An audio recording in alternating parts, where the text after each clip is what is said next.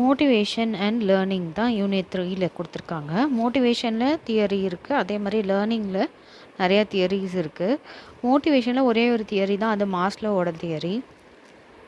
லேர்னிங்கில் ஒரு 4 தியரி இருக்குது. அது நம்ம என்னென்னு ஒன்று ஒன்றா பார்க்கலாம். ஃபஸ்ட்டு என்ன சொல்லியிருக்காங்க உங்கள் யூனிட்டில் கொடுத்துருக்காங்க அப்படின்னா, மோட்டிவேஷன்னா என்ன, அதோட மீனிங் அண்ட் டெஃபினிஷன்ஸ் கேட்டிருக்காங்க. மோட்டிவேஷன்னா என்ன? மோட்டிவேஷன், த வேர்ட் மோட்டிவேஷன் எந்த மொழியிலேருந்து வந்திருக்கு அப்படின்னு பார்த்தீங்கன்னா Latin word. Okay, it's a Latin word. அந்த லாட்டினில் எப்படி என்ன அதுக்கு மோட்டிவேஷன்றது லாட்டினில் எப்படி சொல்லுவாங்கன்னா மூவர்ஸ் அப்படின்னு சொல்லுவாங்க. என்ன சொல்லுவாங்க? மூவர்ஸ்ன்னு சொல்லுவாங்க. Which means to move on, next, what is next அப்படின்னு சொல்கிறது தான் வந்து மோட்டிவேஷனோட மீனிங். ஓகே, மோட்டிவேஷன்னா லத்தீன் வேர்ட்லேருந்து வந்திருக்கு. அந்த லத்தீன் வேர்டில் என்னன்னு சொல்லுவாங்க? மூவர்ஸ்ன்னு சொல்லுவாங்க. அப்படின்னா என்னென்னா to move. Okay, to move to the next. Okay, so what is the definition of motivation? The term motivation refers to the tendency to act to produce one or more effects. இது யார் சொல்லியிருக்கான்னா Atkinson சொல்லியிருக்கார். அதாவது மோட்டிவேஷன்றது எதை refer பண்ணுதுன்னா, ஏதாவது ஒன்று நம்ம ஒன்றோ இல்லை நிறையாவோ நம்ம ப்ரொடியூஸ் பண்ணுறது தான் வந்து என்னென்னா மோட்டிவேஷன் அப்படின்னு சொல்லி அட்கின்சன் சொல்லியிருக்காரு. இன்னொருத்தர் என்ன சொல்லியிருக்காரு? மோட்டிவேஷன் அப்படின்னா is the basic problem in சைக்காலஜியில் ஒரு பேசிக்கான ப்ராப்ளம் தான் என்னது மோட்டிவேஷன் அப்படின்னு சொல்லி யார் சொல்லியிருக்காருன்னா கேட்ஸ்ன்றவர் சொல்லியிருக்காரு. அடுத்தது motivation is the process of arousing. Okay, எழும்புறது, சஸ்டெயின் பண்ணுறது, வாழ்க்கையில் எப்படி சஸ்டெயின் பண்ணுறது. 5 ரூபா தான் இருக்குது, அந்த 5 ரூபாய்க்குள்ளே எப்படி நம்ம இந்த நாளை ஓட்டுறது அப்படிங்கிறது தான் சஸ்டெயின் பண்ணுறது. And regulating activity. Okay, daily எந்திரிச்சு எக்ஸசைஸ் பண்ணிட்டு போகிறது, ஆக்டிவிட்டிஸ் செஞ்சு போகிறது, இதுதான் வந்து இதை ரெகுலேட் பண்ணுறது தான் வந்து மோட்டிவேஷன் அப்படின்னு சொல்லி யார் சொல்லியிருக்கான்னா குட்ன்றவர் அப்படி சொல்லியிருக்கார். ஓகே, குட்ன்றவர் இந்த மாதிரி டெஃபினேஷன்ஸ் இருக்காரு. இதில் எது உங்களுக்கு ஈஸியாக இருக்கோ, எது உங்களுக்கு அண்டர்ஸ்டாண்ட் பண்ணிக்கோ, அந்த டெஃபினேஷனை நீங்கள் படித்தா போதும். ஓகே, ஸோ மோட்டிவேஷனில் வந்து பார்த்திங்கன்னா மாஸ்லோ தான் வந்து மோட்டிவேஷனுக்கு ஒரு தியரி எழுதியிருக்கார். மாஸ்லோன்றவர் தான் என்ன சொல்லியிருக்காரு? மோட்டிவேஷனுக்கு ஒரு தியரி எழுதியிருக்காரு. மாஸ்லோஸ் தியரி ஆஃப் மோட்டிவேஷன் சொல்லுவாங்க. இது வந்து என்னென்னா ஆக்சுவலைசேஷன் தியரின்னு சொல்லலாம், ஹைராரிக்கல் நீட்ஸுன்னு சொல்லலாம். Okay, right Maslow's actualisation theory அப்படின்னு கூட கொஸ்டினில் கேட்கலாம். இல்லை ஹைராரிக்கல் நீட்ஸ் பற்றி எழுதுங்க அப்படின்னு கூட சொல்லி கேட்கலாம். இதில் உங்கள் சிலபஸில் என்னென்ன கொடுத்துருக்காங்கன்னா எடுகேஷ்னல் இம்ப்ளிகேஷன்ஸ் எழுது, லெவல் ஆஃப் ஆஸ்பிரேஷன் எழுதுங்க மாஸ்லோவோட தியரிக்கு அப்படின்னு சொல்லி கொடுத்துருக்காங்க. ஓகே, எந்த 10 மார்க் கொஸ்டினாக இருந்தாலும் சரி, இல்லை 5 மார்க் கொஸ்டினாக இருந்தாலும் சரி, இந்த சினாப்சிஸ்ன்றதை எழுதுனீங்கன்னா உங்களுக்கு ஒரு பேஜும் கவர் ஆகும். சினாப்சிஸ்னால் என்ன சப்ஹெட்டிங், இதில் இந்த கொஸ்டினில் மாஸ்லோ தியரியில் என்ன சப்ஹெட்டிங்ஸ் நம்ம எழுத போகிறோம், என்ன டாபிக்ஸ் பற்றி எழுத போகிறோம் அப்படின்னு சொல்லி எழுதுறது தான் வந்து சினாப்சிஸ். இப்போ பார்த்திங்கன்னா நான் என்ன எழுதியிருக்கேன்னா, இது வந்து என்னது மாஸ்லோவோட தியரி வந்து மோட்டிவேஷன் தியரி அப்படின்னு சொன்னேன் இல்லையா. ஸோ அந்த மோட்டிவேஷன் தியரி ஆஃப் மோட்டிவேஷன்னா என்ன, மோட்டிவேஷன் தியரி தான். ஸோ அப்போ மோட்டிவேஷன்னா என்ன, அந்த மீனிங் எழுதணும். அடுத்தது அந்த டெஃபினேஷன் எழுதணும், மோட்டிவேஷன் தியரி அப்படின்னு சொல்லி கேட்டால். அதுக்கப்புறம் மாஸ்லோன்னு ஒருத்தர் எழுதியிருக்காரு இல்லையா, அவரை பற்றின இன்ட்ரோடக்ஷன் எழுதணும். அதுக்கப்புறம் அவர் என்ன தியரி ஆஃப் மோட்டிவேஷன் எழுதியிருக்காரு அப்படின்றத எழுதணும். அடுத்தது எடுகேஷ்னல் இம்ப்ளிகேஷன்ஸ் பற்றி ஒரு கொஸ்டின்லேயும் இந்த மாதிரி தியரிஸ் வந்துச்சுன்னா இது 3 இம்பார்ட்டண்ட்டு. அதுக்கப்புறம் கன்க்ளூஷன் எழுதணும். எந்த 10 மார்க் 5 மார்க்குனாலும் நீங்கள் சினாப்சிஸ் எழுதினீங்கன்னா அதிலே உங்களுக்கு பாதி பேஜஸ் போயிடும். ஓகே, அதுக்கப்புறம் பார்த்திங்கன்னா இன்ட்ரொடக்ஷன்னா என்ன, மாஸ்லோன்னா யார், இந்த தியரி எழுதினவரை பற்றி என்ன ஒரு இது. ஓகே, 1954. இப்போ 1954ன்றதை நீங்கள் எப்படி ஞாபகம் வச்சுக்கலாம். இப்போ உங்களுக்கு ஒரு அக்கா ரீட்டான்னு இருந்தாங்கன்னா, அந்த ரீட்டா அக்காவோட பர்த்டே வந்து 1974 இருந்துச்சுன்னா, ஃபஸ்ட்டு ரீட்டா அக்கா. அடுத்த ஒரு தியரி படிப்போம், அந்த தியரி வந்து 1905. அந்த அக்கா வந்து 1995 பிறந்திருக்காங்க. ரீனா அப்படிங்கிறவங்க 1995 பிறந்திருக்காங்கன்னா ஃபஸ்ட்டு ரீட்டாக்கா. மாஸ்லோ தியரினா ரீட்டாக்கா எந்த பர்த் இயர் அப்படின்னு சொல்லி நீங்கள் ஞாபகம் வச்சுக்கிற மாதிரி ஞாபகம் வச்சுக்கிட்டிங்கன்னா ஈஸியாக இருக்கும். ஓகே, இப்போ 1954ன்னு சொல்லியிருக்காங்க. இவரோட ஃபுல் பேர் என்னென்னா ஆப்ரஹாம் மாஸ்லோ. இவர் வந்து என்ன பண்ணியிருக்காரு, comprehensive theory of motives, so மோட்டிவேஷனுக்கு தியரி எழுதியிருக்காரு அப்படின்னு நீங்கள் ஜென்ரலாக எழுதினா போதும். ஆனால் 1954ன்றது ஒன் வேர்ட்லேயும் கேட்பாங்க, அதை ஞாபகம் வச்சுட்டா போதும். இது மாதிரி 10 மார்க்கில் எழுதும்போது இந்த மாதிரி ஆத்தரை பற்றி எழுதுனீங்கன்னா அது நல்லாயிருக்கும். All these motives are not same in their level, quality and intensity. Okay, எல்லா மோட்டிவ்ஸும் ஒரே மாதிரி இருக்காது. குவாலிட்டியாக, லெவல், அதுக்கு இன்டென்சிட்டி, இது எல்லாமே. ஸோ அதை ஒரு லைனாக சொல்கிறாங்க. Maslow arrange these motives hierarchically based on the importance of human needs. First நீங்கள் படிக்கிற தியரி வந்து யாரை பற்றி அப்படின்னா ஒரு ஹியூமனை பற்றி. ஃபஸ்ட்டு நீங்கள் படிக்கிற தியரி யாரை பற்றி, மனுஷனை பற்றி. அதுக்கப்புறம் வர தியரிஸ்லாம் வந்து அனிமல்ஸ் வச்சு தியரிஸ் எழுதியிருப்பாங்க. மாஸ்லோ யாரை பற்றி எழுதியிருக்காருன்னா மனுஷனை பற்றி எழுதியிருக்காரு. மனுஷனுடைய அடிப்படை தேவைகள் என்ன அப்படிங்கிறத ஹைரார்கிக்கல் ஆர்டர்னால் லோலேருந்து ஹையர் லெவல் வரைக்கும் அரேஞ்ச் பண்ணி வைக்கிறது தான் ஹைரார்கிக்கல். ஓகே, ஹைரார்கிக்கல் ஆர்டரில் எழுதியிருக்காரு. ஸோ லோவர் ஆர்டர் நீட்ஸ்லேருந்து இது ஆரம்பிக்குது. ஓகே, தென் அதுக்கப்புறம் next higher level needs arise motives are related to needs. Basic ஒரு ஹியூமன்னா பேசிக்காக என்னென்ன தேவை, நீங்கள் எப்படியெல்லாம் எழுதலாம் உங்களோடத அப்படின்னு சொல்லி பார்த்தீங்கன்னா, அதுக்கு ஒரு டயக்ராமேட்டிக் ஒரு ட்ரையாங்கிள் போட்டு உங்களுக்கு இந்த இதை வந்து காமிச்சிருப்பாங்க. ஓகே, இந்த மாஸ்லோவோட தியரியை நீங்கள் வந்து இந்த மாதிரி கலராக எழுதலாம், இல்லை இந்த மாதிரி எழுதலாம்.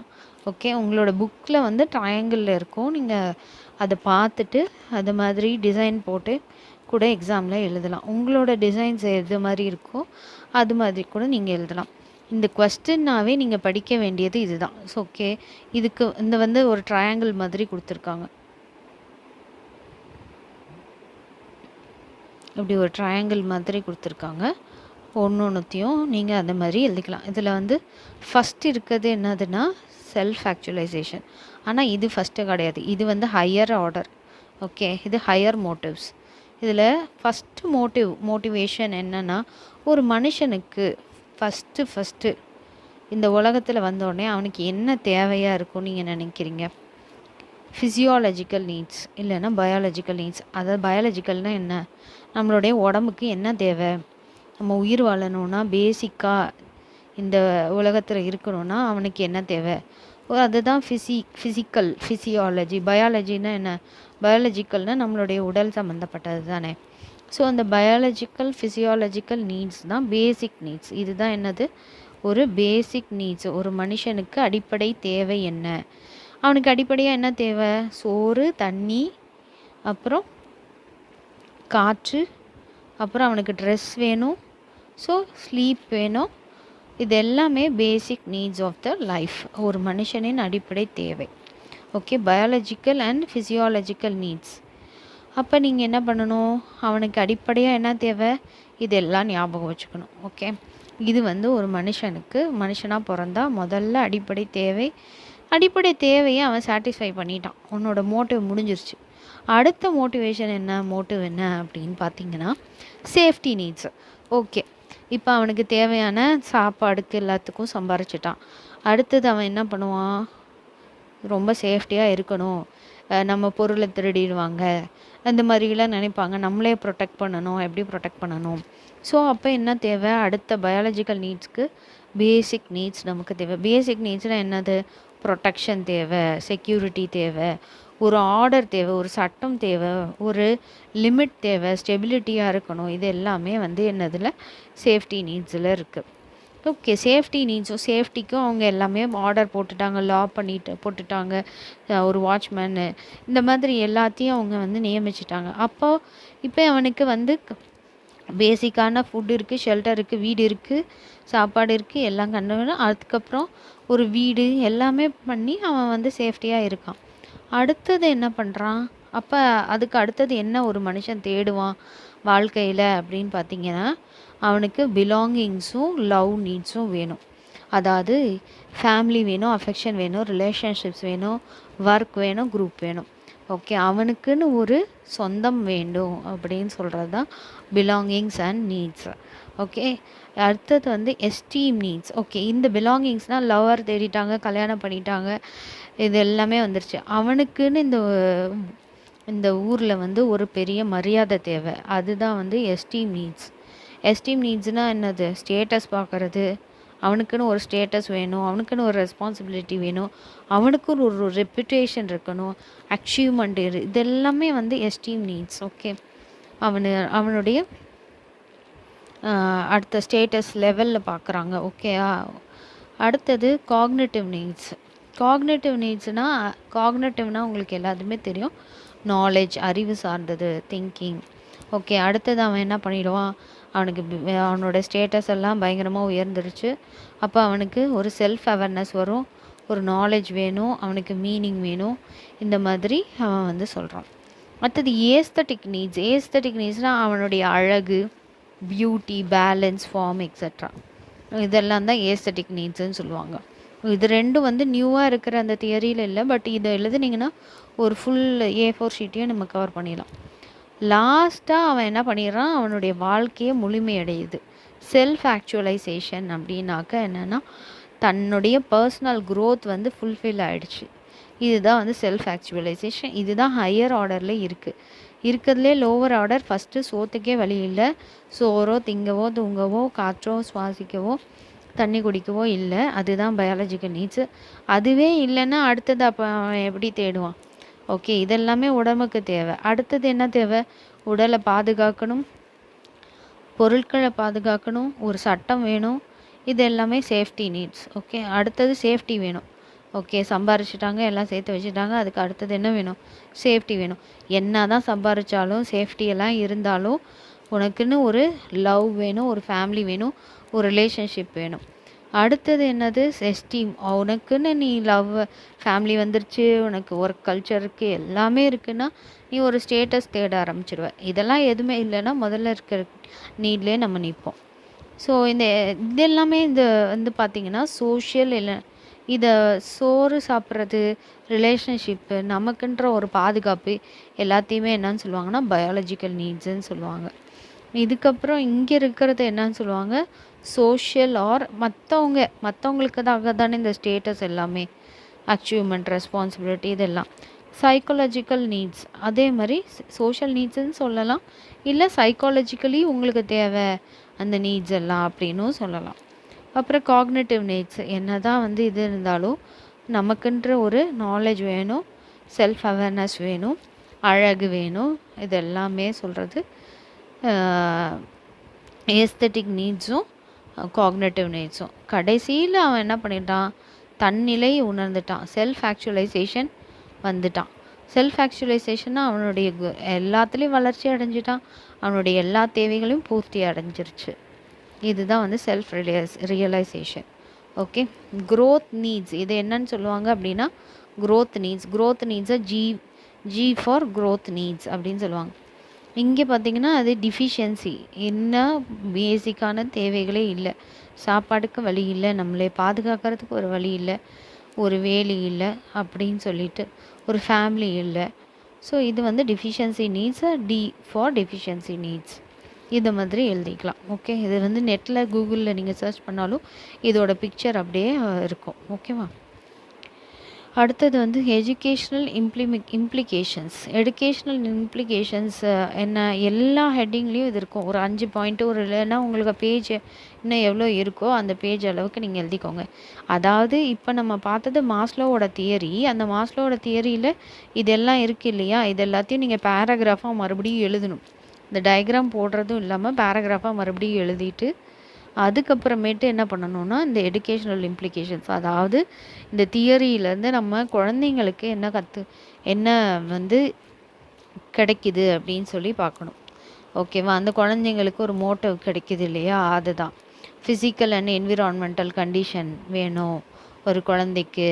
ஸ்டிமுலஸ் வேரியேஷன், அதாவது ஒரு குழந்தைக்கு வந்து கை தட்டுங்க, திடீர்னு நம்ம டீச்சர்ஸ்லாம் சொல்லுவாங்க சிட் ஸ்டாண்ட் அப்படின்னு சொல்லுவாங்க. ஸ்டிமுலஸ் வேரியேஷன் காட்டுறது. நம்ம கற்றுக் கொடுக்கும்போது பலவிதமான வேரியேஷன்ஸை காட்டுறது, தூண்டுதல். எந்திரிச்சு உட்கார்ந்தோன்னே தூக்கம் போயிடும். ஸோ அதுதான் ஸ்டிமுலஸ் வேரியேஷன். அந்த மாதிரி கொடுக்கறது. அப்புறம் பனிஷ்மெண்ட் கொடுக்கறது, ரிவார்ட் கொடுக்கறது. நல்லா கரெக்டாக பண்ணாங்க, இல்லை சூப்பராக பண்ணாங்க, ஃபாஸ்ட்டாக பண்ணாங்கன்னா ரிவார்ட், அவங்களுக்கு அந்த அப்ரிஷியேஷன். இல்லை தப்பாக பண்ணாங்கன்னா பனிஷ்மெண்ட். ஓகே, அந்த மாதிரி இண்டிவிஜுவல் டிஃப்ரென்சஸ் ஆஃப் த சில்ட்ரனை வந்து நம்ம கண்டுபிடிக்கலாம். இதில் ஒவ்வொரு குழந்தைங்களும் எப்படி டிஃப்ரெண்ட்டாக அவங்களுடைய இதை செய்கிறாங்க அப்படின்றதையும் நம்ம கண்டுபிடிக்கலாம். இதுதான் எடுகேஷனல். இது மாதிரி நீங்கள் நிறைய பாயிண்ட்ஸ் கூட எழுதலாம். ஓகே, எல்லா பாயிண்ட்ஸுமே எல்லாத்துக்குமே வரும். ஓகே, லெவல்ஸ் ஆஃப் ஆஸ்பிரேஷன் சொல்லி கொடுத்துருக்காங்க. பட் நீங்கள் 10 மார்க் வந்துச்சுன்னா இதோடு எழுதுனீங்கன்னா போதும், கன்க்ளூஷனோட முடிச்சிட்டிங்கன்னா போதும். இந்த மாதிரி லெவல்ஸ் ஆஃப் ஆஸ்பிரேஷன் ஏதாவது 5 மார்க்கில் கேட்டாங்க அப்படின்னா நீங்கள் அதை பாருங்கள், இல்லைனா வேண்டாம். லெவல்ஸ் ஆஃப் ஆஸ்பிரேஷன்னா என்னன்னு சொல்லி கொடுத்துருக்காங்க. சும்மா ஒரு 4 பாயிண்ட் தான் கொடுத்துருக்காங்க. ஓகே, இன்க்ளூட் பண்ணுறதுனாலும் இன்க்ளூட் பண்ணிக்கலாம் அந்த 10 மார்க்கில். டிட்டர்மைன்ஸ் பிஹேவியர், ஒரு மனிதனுடைய பிஹேவியரை வந்து சொல்கிறது தான் லெவல்ஸ் ஆஃப் ஆஸ்பிரேஷன் சொல்கிறாங்க. Is very high. Level of aspiration இருக்குல்ல, அது ரொம்ப ஹையாக இருக்குது. அதாவது an individual has to strive hard to attain that goal. Okay, ஒரு கோல் அட்டைன் பண்ணுறதுக்கு அவனுக்கு ரொம்ப அதிகமான ஆஸ்பிரேஷன் தேவை. Okay, level of aspiration of an individual depends upon his past, achievement and abilities. அவனுக்கு இருக்கிற திறமைகள், அவனுக்கு இருக்கிற அச்சீவ்மெண்ட்ஸு, இதை பொறுத்து தான் இருக்குது. The main task of a teacher is to raise the level of. Okay, ஒவ்வொரு குழந்தைக்கும் ஒரு வந்து தானாக போட தெரியுதுன்னா ஒவ்வொரு குழந்தைக்கும் நம்ம இன்னும் அதிகமான ஆஸ்பிரேஷன் லெவலை வந்து இன்க்ரீஸ் பண்ணணும் அப்படின்னு சொல்லியிருக்காங்க. இதுதான் வந்து எடுகேஷனல் லெவல் ஆஃப் ஆஸ்பிரேஷன் அப்படின்னு சொல்லியிருக்காங்க. இந்த கொஸ்டின் முடிஞ்சிச்சு. இது வந்து கொஸ்டின் நம்பர் 1 தான். கொஸ்டின் நம்பர் 1 என்ன, மாஸ்லோ. இந்த யூனிட் 3ல் ஒரே ஒரு கொஸ்டின் தான் நம்ம இப்போ பார்த்துருக்கோம். என்னன்னு பார்த்தீங்கன்னா மாஸ்லோவோட தியரி ஆஃப் மோட்டிவேஷன். இந்த மோட்டிவேஷனோட டெஃபினிஷன், மீனிங் எல்லாம் இதிலே நீங்கள் எழுதிடணும் இந்த கொஸ்டினில். இதுதான் கொஸ்டின் நம்பர் 1. ஓகே, பட் ஆனால் நான் வந்து சிலபஸ் படி கொஸ்டின் நம்பர் 1ன்னு சொல்லி அவங்க என்ன சிலபஸில் கொடுத்துருக்காங்களோ அதை அப்படியே நான் கரெக்டாக எழுதியிருக்கேன். ஓகேவா, இதுதான் ஒரு கொஸ்டின். ஓகே, ரெண்டாவது கொஸ்டின் என்ன அப்படின்னு பார்த்தீங்கன்னா, இது மோட்டிவேஷன் தியரி முடிஞ்சிருச்சு. மோட்டிவேஷன் அண்ட் லேர்னிங் தான் யூனிட் 3யோட ஃபுல் சிலபஸ் இல்லையா. இப்போ நம்ம பார்க்க போகிறது லேர்னிங் பற்றி. ஓகே, இப்போ நம்ம பார்க்க போகிறது லேர்னிங் பற்றி. லேர்னிங்கில் என்னென்னா theories of learning and its educational implications. இந்த கொஸ்டின் எந்த கொஸ்டின் வந்தாலும் நீங்கள் எஜுகேஷனல் இம்ப்ளிகேஷன்ஸில் ஒரு ஹெட்டிங்கை போட்டுட்டு ஒரு 5 பாயிண்ட் எழுதிடலாம். ஓகே, இதில் பார்த்திங்கன்னா எல்லாமே லேர்னிங் தியரின்னு சொல்கிறாங்க. ஒரு 4 தியரி இருக்குது. Okay, first cognitive theory. Cognitive தியரினா என்ன, அறிவு சார்ந்த, திங்கிங் சார்ந்த, இது எல்லாமே வந்து என்னது காக்னிட்டிவ் தியரி. இது யார் எழுதியிருக்கானா, ஜியான் பியாஜெட். ஓகே, நெக்ஸ்ட்டு வந்து behaviourist theory Pavlov's classical conditioning. So பாவ்லோன்றவர் இந்த பிஹேவியரிஸ்ட் தியரியை கண்டுபிடிச்சிருக்காரு, எப்படி பிஹேவ் பண்ணுறாங்க அப்படிங்கிறது. ஸ்கின்னர்ன்றவர் ஆப்பரண்ட் கண்டிஷனிங் அப்படிங்கிற தியரி. தாண்டைக்குன்றவர் trial and error learning theory. இது எல்லாமே லேர்னிங் தியரி தான். பட் இது வந்து டிஃப்ரெண்ட்டாக வந்து அனிமல்ஸ் வச்சு டெஸ்ட் பண்ணுவாங்க. மாஸ்லோ என்ன பண்ணியிருக்காரு, ஹியூமன் வச்சு சொல்லியிருக்காரு இல்லையா. இவங்கெல்லாம் என்ன பண்ணியிருப்பாங்க, அனிமல்ஸ் வச்சு ஒரு டெஸ்ட் பண்ணியிருப்பாங்க, எக்ஸ்பெரிமெண்ட் பண்ணியிருப்பாங்க. ஓகேவா, இதில் என்னென்ன அனிமல்ஸ் யார் அப்படிலாம் நம்ம பார்க்கலாம். இதில் பார்த்திங்கன்னா கொஸ்டின் நம்பர் 3. ஸோ நீங்கள் இந்த மாதிரி உங்களுக்கு லேர்னிங்னு பற்றி கேட்டாங்க அப்படின்னா உங்களுக்கு இதில் ஞாபகம் வந்துச்சுன்னா நீங்கள் லேர்னிங்கோட டெஃபினேஷனை எல்லாத்துலேயுமே எழுதலாம். ஓகே, இப்போ லேர்னிங்னா என்ன, மீனிங் என்ன, டெஃபினேஷன். லேர்னிங் வந்து லைஃப் லாங் ப்ராசஸாக, இன்றைக்கி நான் கற்றுக்கிட்டேன் ஆனால் வயசானால் நான் கற்றுக்க மாட்டேன் அப்படின்ட்டு இருப்பீங்களா? இல்லைல்ல, ஒவ்வொரு நாளும் ஒவ்வொரு டெக்னாலஜி மாறுது, ஒவ்வொரு விதமான சமையல்கள் மாறுது, இப்போ நிறையாவே கற்றுக்குறாங்க. ஸோ என்ன பார்க்கணும், லேர்னிங் வந்து ஒரு lifelong process. It begins with life and ends with life. ஓகேவா, இதுதான் மீனிங். Okay, learning is shown by a change in behaviour as a result of experience. அது யார் சொல்லியிருக்கா, கிரான்பேக் சொல்லியிருக்காரு.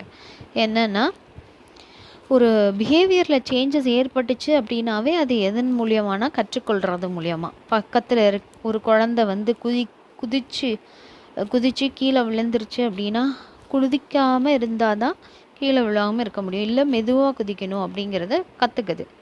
ஸோ சேஞ்ச் இன் பிஹேவியர் என்னது?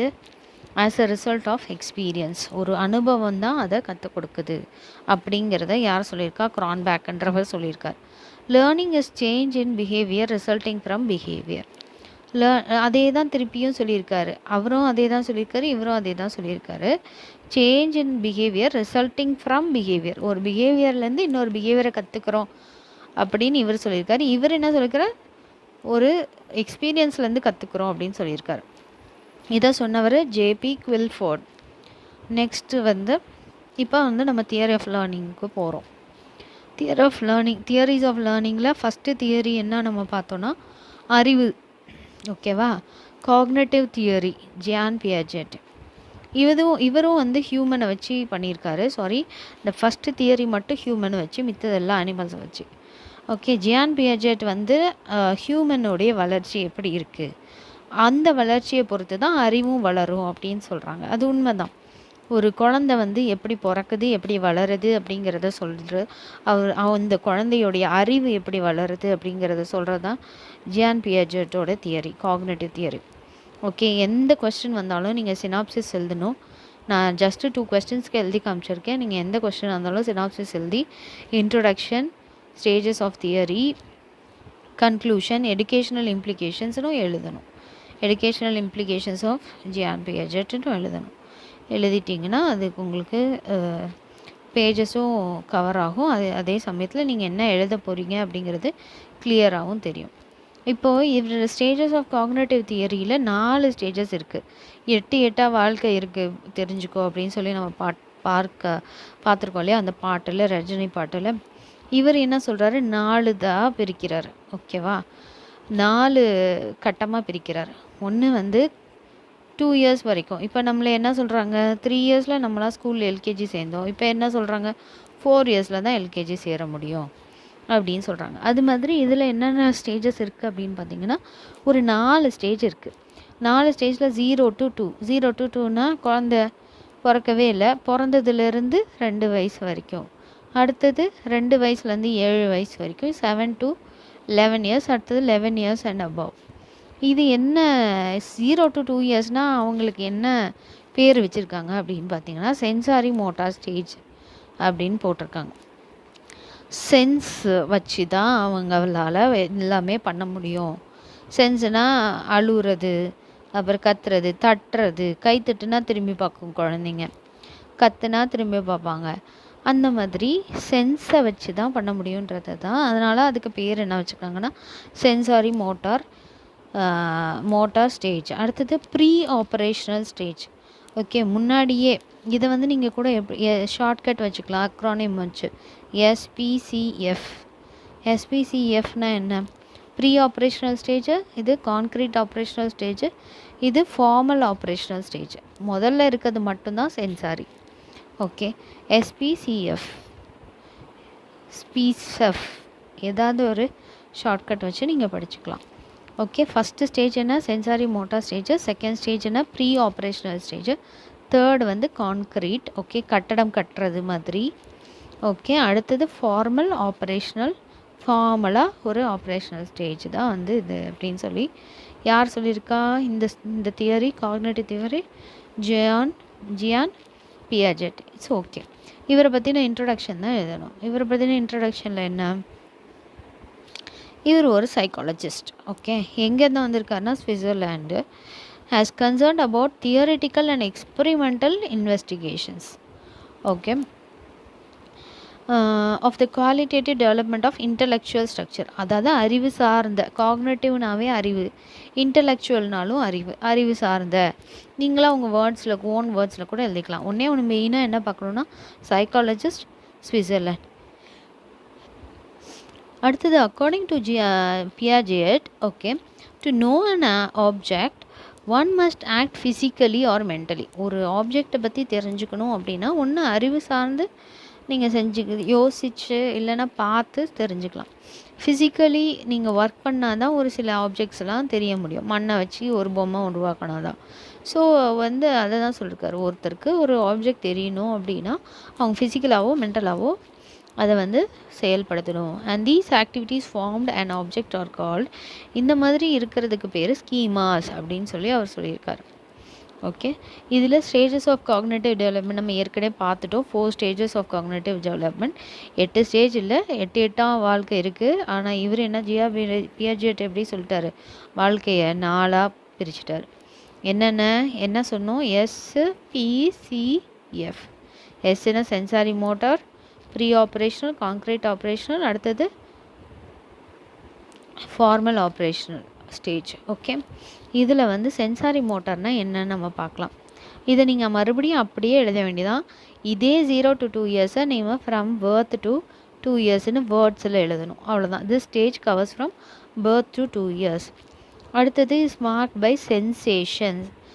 ஓகே, சென்ஸ் ஆர்கன்ஸ் பற்றி பார்த்தோம் இல்லையா போன யூனிட்டில். ஐ, ஓகே, சென்ஸ் ஆர்கன்ஸ் என்ன பண்ணுது, அது விஷுவல் எஃபெக்ட்ஸ் கொடுக்குது.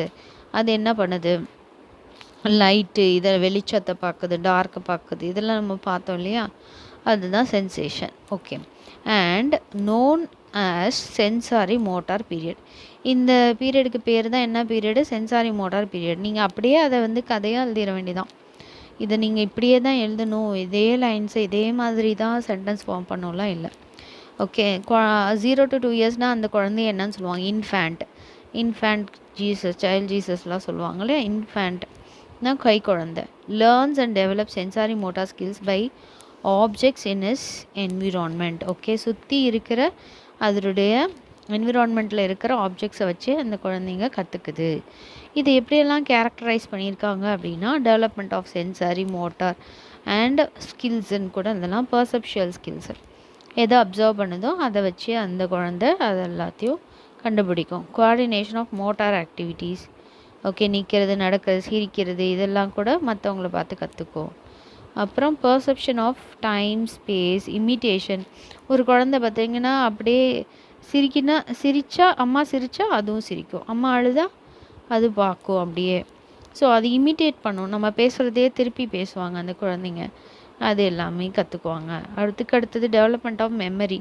அதிகமாக அறிவு சார்ந்தது தானே, அதனால் மெமரி வந்து டெவலப் ஆகும். இப்போ ஒரு நாளைக்கு பார்த்திங்கன்னா இன்றைக்கி ஏதாவது ஒரு ஜாமான் வச்சு விளையாட கற்றுக் கொடுத்தீங்கன்னா அந்த குழந்தை என்ன பண்ணும், அது வரைக்கும் விளையாடும். வேறு ஏதாவது டைவர்ட் பண்ணிட்டீங்கன்னா அந்த குழந்தைக்கு அது தெரியாது, அந்த பொம்மை அங்கே இருக்குன்னே தெரியாது, மறந்துடும், அந்த மெமரியில் இருக்காது. இதே கொஞ்சம் வளர்ந்த குழந்தையாக இருந்தால் அதுக்கு அந்த பொம்மை வந்து எங்கே இருக்குதுன்னு தெரியும். இதுதான் development of memory. Pre operational ஸ்டேஜும் அதே மாதிரி தான் நீங்கள் எழுதணும். இது வந்து 2nd stage, 3rd stage, 4th stage அப்படின்னு நீங்கள் எழுதிக்கலாம். இதை வந்து நீங்கள் வேர்ட்ஸில் எழுதணும் இன்ஸ்டெட் ஆஃப் ரைட்டிங் இன் நம்பர்ஸில் எழுதுறதுக்கு பதில். Okay, the child begins to acquire vocabulary எல்லாம், அதாவது அம்மா அப்படின்னு சொல்ல ஆரம்பிக்கும் அந்த குழந்தை. அழுக ஆரம்பித்தது தான் 0 to 2 இயர்ஸ். இதில் வந்து அம்மான்ற வேர்டை வந்து அப்பான்ற வேர்டெல்லாம் வந்து சொல்ல ஆரம்பிக்கும். The child can extract concepts from experience. Okay, தன்னுடைய அனுபவத்தினால அது சில இதெல்லாம் குழந்தைங்க கற்றுக்கும். Can manipulate objects in is minds. அதே மாதிரியே சில ஆப்ஜெக்ட்ஸ் எல்லாம் மைண்டில் வச்சுக்கும். ஓகே, அந்த பொம்மை வந்து அடிச்சுக்கிட்டே இருக்குது, இந்த பொம்மை நமக்கு பிடிச்சிருக்கு அப்படிலாம் வந்து அது வச்சுக்கிட்டே இருக்கும். இந்த ஸ்டேஜுக்கு பேர் தான் ப்ரீ ஆப்ரேஷனல் தாட் அப்படின்னு சொல்கிறாங்க. இதே மாதிரியே the stage of the child characterised by அப்படின்னு நீங்கள் எழுதிக்கலாம். இதில் வந்து ஒரு 4 இருக்குது. Egocentrism. Okay, E for egocentrism, AR காது, இஆர்சி இயர், சி அப்படின்னு கூட நீங்கள் ஞாபகம் வச்சுக்கலாம். இதுக்கு வந்து ஈகோ இருக்கும் குழந்தைங்களுக்கு. பார்த்திங்கன்னா கொஞ்சம் சின்ன குழந்தைங்களுக்கு ஃப்ரெண்ட்ஸு, சிப்ளிங்ஸ், கிளாஸ்மேட்ஸ்லாம் சொல்கிறத எதுவுமே கேட்க மாட்டாங்க. அவங்க சொல்கிறது தான் கேட்பாங்க, அவங்க மற்றவங்க சொல்கிறத கேட்கவே மாட்டாங்க. அதுதான் ஈகோசென்ட்ரிசம்.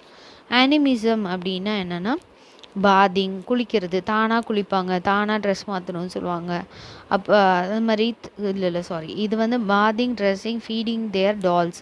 அந்த பொம்மை மாதிரியே அவங்கள மாதிரியே அந்த பொம்மையை வந்து அவங்க குளிப்பாட்டுவாங்க, அவங்களுக்கு ட்ரெஸ் பண்ணி விடுவாங்க, அவங்களுக்கு சாப்பாடு ஊட்டி விடுவாங்க. அதுதான் அனிமிசம் சொல்லுவாங்க. ரியலிசம் என்னென்னா, ஏதாவது ஒன்று வந்து யூடியூப்லேயே பார்த்தாங்க அப்படின்னா அது உண்மையாலுமே நடக்கிற மாதிரியே நினைப்பாங்க. They consider dreams are real. கனவு வந்தால் கூட அது எல்லாமே உண்மை அப்படின்னு நினைப்பாங்க. பட் அது கிடையாது. அப்புறம் சென்ட்ரிங் அப்படின்னா child focus on any one particular object or problem. Okay, ஏதாவது ஒரு பர்டிகுலர் ப்ராப்ளம் இல்லைன்னா பர்டிகுலர் ஆப்ஜெக்டை மட்டும்தான் அது பார்க்கும். அடுத்தது கான்க்ரீட் ஆப்ரேஷனல் ஸ்டேஜ் அப்படின்னா இது வந்து தேர்ட் ஸ்டேஜ்னு எழுதுங்க. இதே மாதிரி starts at the age of 7 and continues to the age of 11. ஏதாவது ஒரு இதை படிச்சிட்டிங்கன்னா இதே மாதிரியே நீங்கள் மித்த எல்லாத்துக்கும் அப்படியே வேர்ட்ஸில் எழுதிக்கோங்க. எது உங்களுக்கு ஈஸியாக இருக்கோ அந்த சென்டென்ஸை படிச்சுட்டு அதை அப்படியே எல்லாத்துக்குமே 1 2 2 3 4 எல்லாத்துக்கும் எழுதுங்க. ஓகே, ஜஸ்ட்டு ஏஜை மட்டும் இங்கே மாற்றி எழுதிக்கோங்க. அடுத்தது this period shows the logical thinking in the child. Okay, லாஜிக்கல்லே லாஜிக்காக திங்க் பண்ணும் ஒரு குழந்தை, அறிவுபூர்வமாக திங்க் பண்ணுது அப்படி சொல்லுவாங்க இல்லையா, அது மாதிரி. இப்போ எப்படின்னா the child is able to develop concepts pertaining size என்ன, ஷேப் ஆஃப் த ஆப்ஜெக்ட் என்ன, ட்ரையாங்கிளா ரெக்டாங்கிளா ஸ்கொயரா அப்படிங்கிறத கண்டுபிடிக்கிற ஸ்டேஜ் தான் 7 வயசு குழந்தைங்களுக்கு இருக்கும் அப்படின்னு சொல்கிறாங்க. இந்த ஸ்டேஜ் எப்படி இருக்கும்னா நோ லாங்கர் ஈகோசென்ட்ரிக்காக இருக்காது. அங்கே நம்ம படித்தோம்ல ஈகோசென்ட்ரிக், அனிமிசம், ரியலிசம், அதுக்கப்புறம் சீனா centering. Okay, child centered focus இருக்காது. Okay, to learn to appreciate அதர்ஸோட வியூஸை அதை அப்ரிஷியேட் பண்ணும். அந்த குழந்தை என்ன பண்ணும், அந்த மற்றவங்க என்ன சொல்கிறாங்க அவங்க பாயிண்ட் ஆஃப் வியூவே அது கேட்காது. இப்போ இந்த குழந்தை என்ன பண்ணுது, அவங்க என்னென்ன சொல்கிறாங்களோ அந்த ஐடியாஸ் பெட்டராக இருந்துச்சுன்னா அதை அப்ரிஷியேட் கூட பண்ணுது. மோர் லாஜிக்கல் அண்ட் சிஸ்டமேட்டிக்காக இருக்கும். அதே மாதிரி அரேஞ்ச் ஆப்ஜெக்ட்ஸ், ஒரு ஆப்ஜெக்டை வந்து குப்பைத்தொட்டியில் போய் போடுங்க பேப்பரை அப்படின்னா கரெக்டாக குப்பைத்தொட்டியில் போட்டுருவாங்க. இது எல்லாமே செய்யும் இந்த ஸ்டேஜில் இந்த குழந்தை. அடுத்தது ஃபார்மல் ஆப்ரேஷன் ஸ்டேஜுன்றது 4th ஸ்டேஜு. இது வந்து பிகின்ஸ் ஃப்ரம் இந்த ஏஜ்லேருந்து. இது எல்லாமே நீங்கள் எழுதிடலாம். ஓகே, இது வந்து quite systematic and reasonably well integrated. Okay, quite சிஸ்டமேட்டிக்காக இருக்கும், வெல் இன்டகிரேட்டடாக இருக்கும். ஸோ இந்த கேரக்டரிஸ்டிக்ஸ் எப்படி இருக்குன்னா லாஜிக்கல் ரூல்ஸ் வச்சுருக்கோம். ஓகே, இந்த குழந்தை வந்து அதோட பொருளை மட்டும்தான் தொடும், மற்றவங்க பொருளை தொடாது. அந்த மாதிரிலாம் பண்ணுவாங்க. எப்படி ஒரு ப்ராப்ளமை டீல் பண்ணுறது அப்படின்னு அவங்களுக்கு தெரியும். ட்ரையல் அண்ட் எரர் மெத்தட் மூலயமா அவங்க ஒரு ப்ராப்ளமுக்கு சொல்யூஷன் கண்டுபிடிக்குவாங்க. அதே மாதிரி ஒரு ப்ராப்ளம் வந்துச்சு அப்படின்னா அந்த ப்ராப்ளமை சால்வ் பண்ண பிகின் பண்ணுவாங்க. ஓகே, இது எல்லாமே வந்து என்னதுன்னா 4 ஸ்டேஜஸும் முடிஞ்சிருச்சு. அப்போ 4 ஸ்டேஜஸ் முடிஞ்சோடனே என்ன எழுதணும், கடைசியில் எஜுகேஷனல் இம்ப்ளிகேஷன்ஸ்னால் என்னன்றதை எழுதணும். இதில் என்ன இருக்குது, செல்ஃப் லேர்னிங் இருக்குது, டிஸ்கவரி இன் learning, creative thinking, inner skills, கோ கரிக்குலர் ஆக்டிவிட்டீஸ், அதாவது விளையாட்டுகளில் எல்லாத்துலேயும் ஈடுபடுவாங்க. அதுக்கும் இவங்க ஈக்குவல் இம்பார்ட்டன்ஸ் கொடுப்பாங்க. க்ரியேட்டிவாக திங்க் பண்ணுவாங்க. ஒரு பொம்மையை வரைய சொன்னால் அந்த பொம்மைக்கு அவங்களே அழகழகாக க்ரியேட்டிவாக தலைமுடி காது இதெல்லாமே பொம்மையெல்லாம் போட்டு அழகாக பண்ணி கொடுத்துருவாங்க. அதை க்ரியேட்டிவ் இன்னர் ஸ்கில்ஸ் எல்லாம் அதிகமாக இருக்கும். திறமைகள் தான் ஸ்கில்ஸு. செல்ஃப் லேர்னிங், தானாகவே படிக்கிறதுக்கு ட்ரை பண்ணுவாங்க. ஓகே, இது எல்லாமே வந்து எஜுகேஷ்னல் இம்ப்ளிகேஷன்ஸ். இன்னும் நீங்கள் பாயிண்ட்ஸ் கூட எழுதிக்கலாம். இதோட ஜியான் பியாஜெட் முடிஞ்சிருச்சு. இது second question over. Okay, 2 questions வந்து தான் இப்போ நம்ம பார்த்துருக்கோம். ஓகே, லேர்னிங் தியரியில் ஃபஸ்ட்டு தியரி வந்து ஹியூமனை வச்சு இல்லையா. அடுத்த தியரி வந்து என்னென்னா behaviourist theory, Pavlov's classical condition theory. இதை பாவ்லோவோட தியரி தான், ஒரே தியரி தான். இதை வந்து கிளாசிக்கல் கண்டிஷனிங்னு சொல்லுவாங்க, பிஹேவியரிஸ்ட் தியரின்னு சொல்லுவாங்க. ஓகேவா, 2 பேர் இருக்குது இதுக்கு. பாவ்லோஸ் பற்றி ஃபுல்லாக நம்ம பார்க்கணுன்னா இவர் ஃபுல் பேர் என்னென்னா இவான் பாவ்லோ. ஃபஸ்ட் எடுத்தோன்னே இன்ட்ரடக்ஷன் சினாப்சிஸ் எழுத மறந்துடாதீங்க. சினாப்சிஸ் எழுதிட்டு இதை எழுதுங்க. பாவ்லோ அப்படிங்கிறவர் 1849 to 1936 அவர் வாழ்ந்தார். அவர் ஒரு ரஷ்யன் சைக்காலஜிஸ்ட். ஓகே, ரஷ்யாவில் இருந்தவர். நோபல் ப்ரைஸ் வின் பண்ணியிருக்காரு 20th செஞ்சுரியில். எதுக்காகனா இந்த கிளாசிக்கல் கண்டிஷனிங் பற்றின படிப்பை வந்து இது பண்ணதுனால. ஓகே, இவர் ஒரு physiologist, not psychologist, physiologist. Okay. He was basically interested in the studies of glandular secretions involved in the digestive process. Okay, அதாவது செரிமானத்தை முக்கியமாக அவர் வந்து ஒரு படிப்பாக எடுத்து ஓகே எப்படி அது செக்ரிட் ஆகுது கிளான்ஸில் அப்படிங்கிறத பற்றி நான் படிப்பை படிச்சிருக்காரு. ஓகே, டைஜஸ்டிவ் ப்ராசஸ் பற்றி. அப்போ நீங்கள் இதில் கண்டிஷனல் தியரி இல்லையா இது? அப்போ கண்டிஷனிங்னா என்ன? அந்த டெஃபினேஷன் எழுதணும். கண்டிஷனிங்னா என்ன? Is nothing but the establishment of connection between a stimulus and a response. ஸ்டிமுலஸ்னால் என்னென்னா தூண்டி விடுறது. ஓகே, தூண்டுதல். ரெஸ்பான்ஸ்னால் தூண்டினதுக்கு உரிய பதில் கிடைக்கிறது. Which has no natural connection between them. Okay, இதுங்களுக்கு நேச்சுரல் கனெக்ஷன்லாம் எதுவுமே இல்லை. இதுதான் டெஃபினேஷன் ஆஃப் கண்டிஷனிங். ஓகே, நான் பாவ்லோஸ் எக்ஸ்பீரியன்ஸ்னு எக்ஸ்பெரிமெண்ட் அப்படின்னா எதை வச்சு அவர் பாவ்லோ பண்ணுறாருன்னா டாகை வச்சு பண்ணுறாரு. எதை வச்சு பண்ணுறாரு? பாவ்லோ டாகு, பிடி அப்படின்னு ஞாபகம் வச்சுக்கோங்க. பாவ்லோ அப்படின்னா டாகை வச்சு பண்ணுறாரு அப்படின்னு சொல்லி. ஓகே, இவர் நானாக ஒரு பிக்சர் பண்ணியிருக்கேன். நீங்கள் ஏதாவது ஒரு பிக்சர் வரைஞ்சிக்கோங்க. புக்கில் வேறு மாதிரி கொடுத்துருக்காங்க. நாயெல்லாம் உண்மையாலுமே வரைஞ்சி கொடுத்துருக்காங்க. எனக்கு புரிஞ்சபடி நான் வரைஞ்சிருக்கேன். ஓகே, பேஜ் நம்பர் 131 இருக்குது. இப்போது இப்போ நமக்கு என்னென்ன தேவை அப்படின்னு பார்த்தீங்கன்னா, ரிங்கிங் பெல்லு, இது டாகு, இது ஃபுட்டுன்னு நீங்கள் எழுதிக்கலாம். ஓகே, நான் எழுதலை, ஃபுட்டுன்னு நீங்கள் எழுதிக்கலாம். பிளேட்டில் ஃபுட் இருக்குது அப்படிங்கிறது தான் இந்த பிக்சர் சொல்லுது இல்லையா? இதே மாதிரி இங்கே மெக்கானிக்கல் கண்ட்ரோல்டு டிவைசஸ் இருக்குது. Okay, mechanically controlled device. Okay, அதாவது இந்த bell mechanically controlled by with the food. Okay, இப்போ இது என்ன அப்படின்னு சொல்கிறாங்க அப்படின்னா, பாவ்லோ ஒரு எக்ஸ்பெரிமெண்ட்டை அவர் பண்ணுறாரு. எல்லாமே ஹங்க்ரியாக தான் வச்சுருப்பாங்க, எல்லா அனிமல்ஸையுமே. ஓகே, பசியோடு வச்சுருப்பாங்க. Hungry talk. ஓகே, பசி உள்ள நாயை வச்சு ஒரு எக்ஸ்பெரிமெண்ட் பண்ணுறாரு. அதில் என்னென்னா சலைவா இருக்குல்ல, ஜொல்லு ஒழுகுது அப்படி சொல்லுவாங்க. ஸோ அது சலைவரி ரிஃப்ளெக்ஸ் எப்படி கிடைக்குது? By conditioning stimuli. ஓகே, ஒரு இதை தூண்டி விட்டுட்டு அதுக்கு சலைவா வர மாதிரி பண்ணணும் அப்படின்னு சொல்லி பார்க்குறாங்க. இது எப்படின்னு புரியும்னு பார்த்தீங்கன்னா, இப்போ இங்கே இந்த எக்ஸ்பெரிமெண்ட்டை ஃபுல்லாக பார்த்தம்போது தெரியும். ஒரு கதை மாதிரி ஞாபகம் வச்சுட்டு நீங்களாக எழுதுனீங்கன்னா அது ரொம்ப ஈஸியாக இருக்கும் உங்களுக்கு இந்த யூனிட்டை படிக்கிறதுக்கே. In his experiment kept a dog hungry for the whole night. ஒரு ஃபுல் நைட்டும் அந்த நாயை சாப்பிடாமல் அப்படியே வச்சுருக்காரு.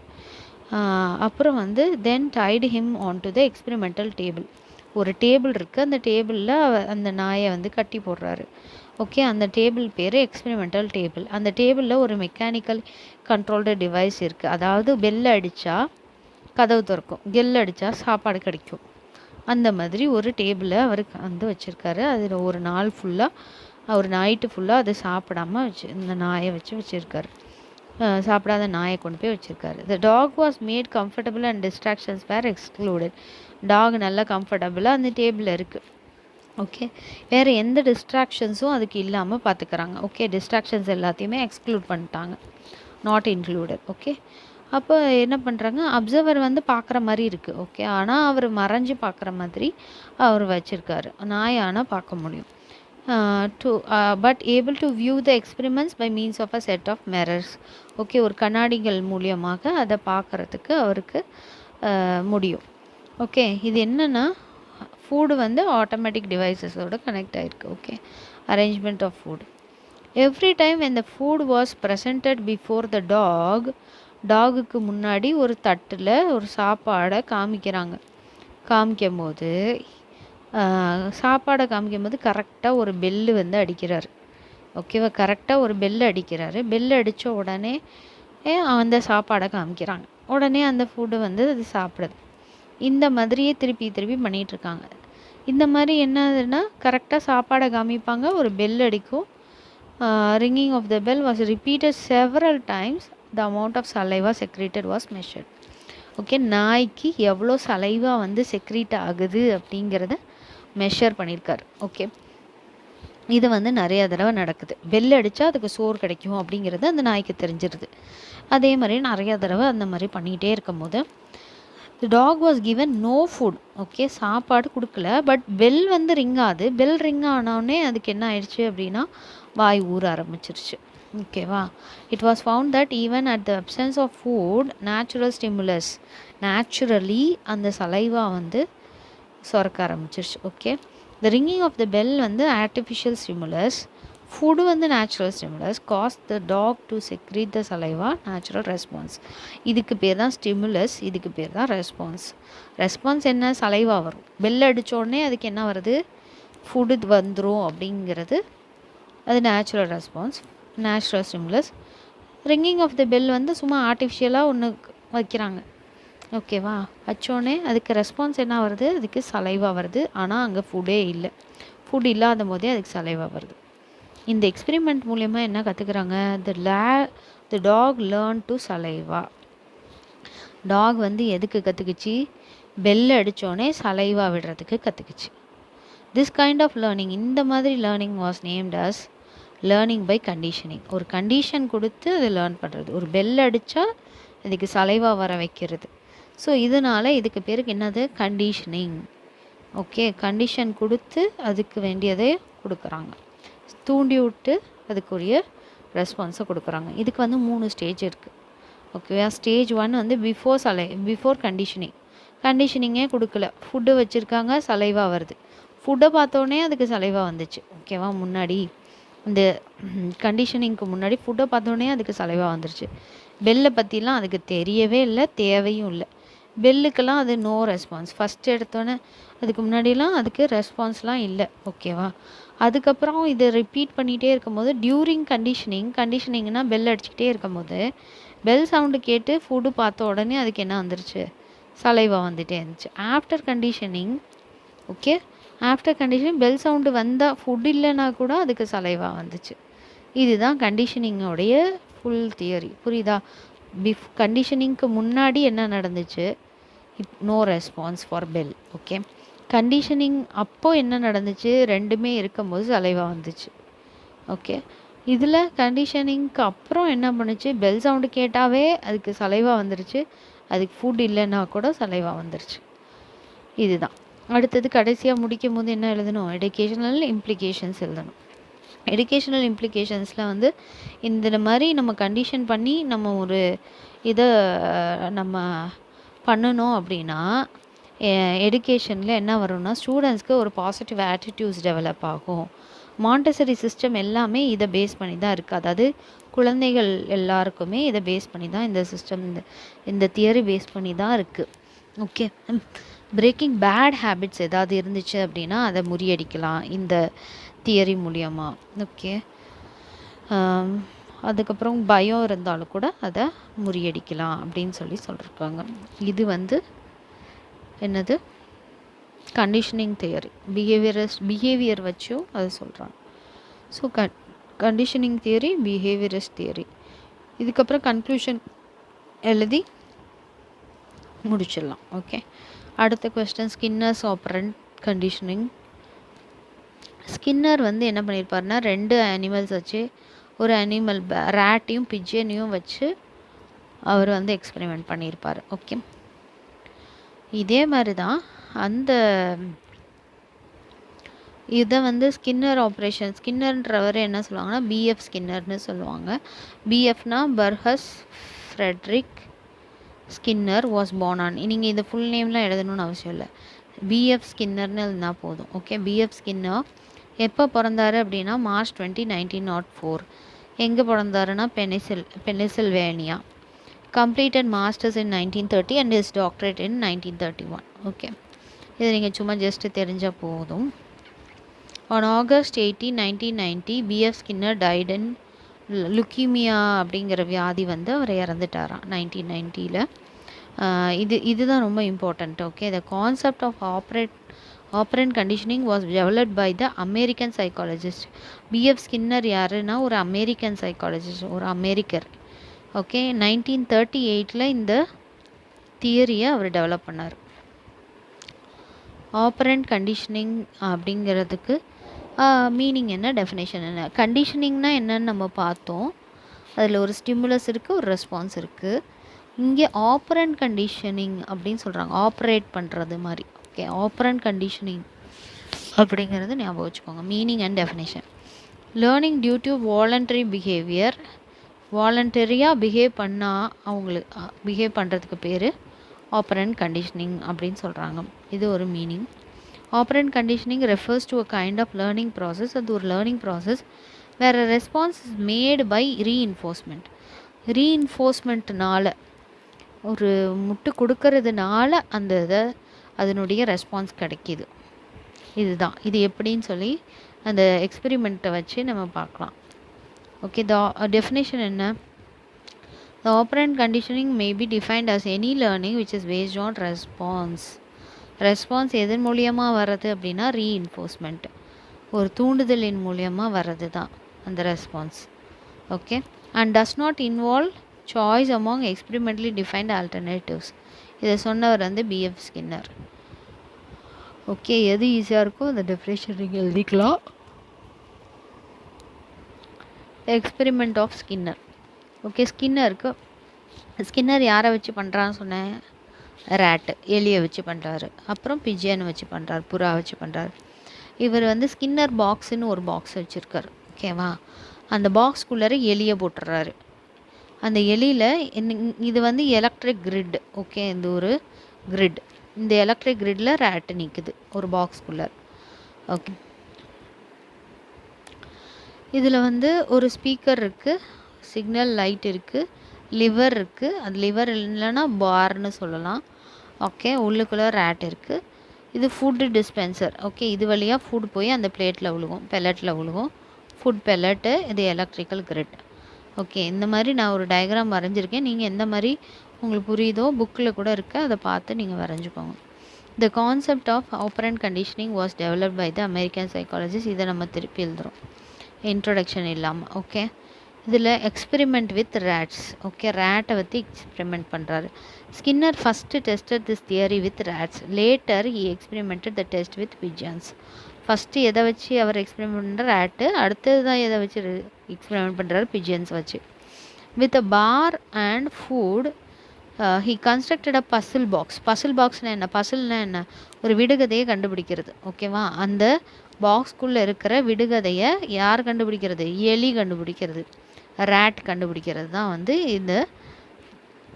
இந்த பசில் பாக்ஸ். ஓகே, அண்ட் ரோ ஹங்க்ரி ரேட். ஓகே, எல்லாமே பசியுள்ள மிருகத்தை தான் உள்ளே போடுறாங்க இன்டு த பசில் பாக்ஸ்.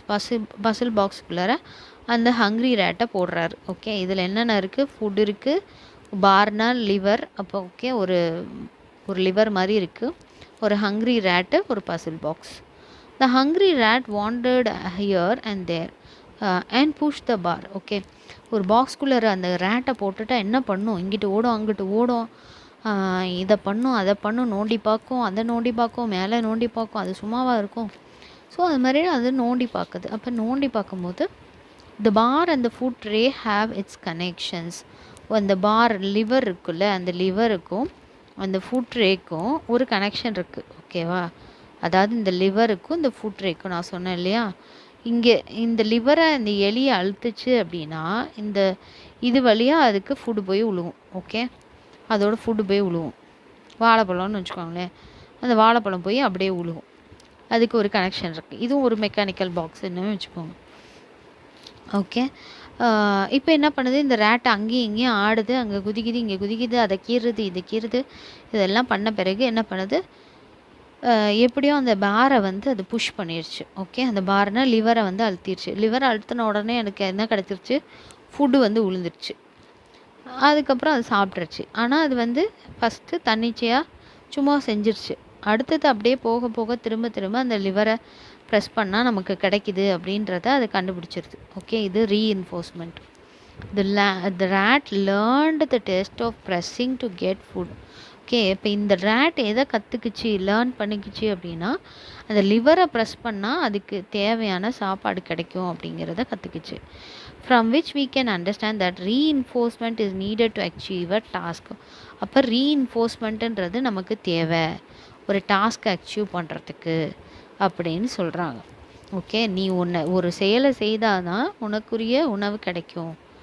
அப்போ எந்த செயலை செய்தால் அந்த உணவு கிடைக்கும்? இந்த பாரை இழுத்தா உனக்கு ஃபுட்டு கிடைக்கும் அப்படிங்கிறத அது கற்றுக்குச்சு. த above experiment shows that the organism is motivated by a need hunger.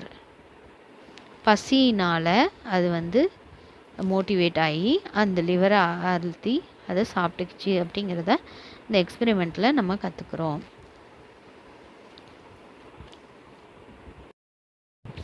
Experiment இப்போ வித் ரேட் நம்ம பார்த்தோம். அடுத்தது எக்ஸ்பெரிமெண்ட் வித் பிஜியன்ஸ்.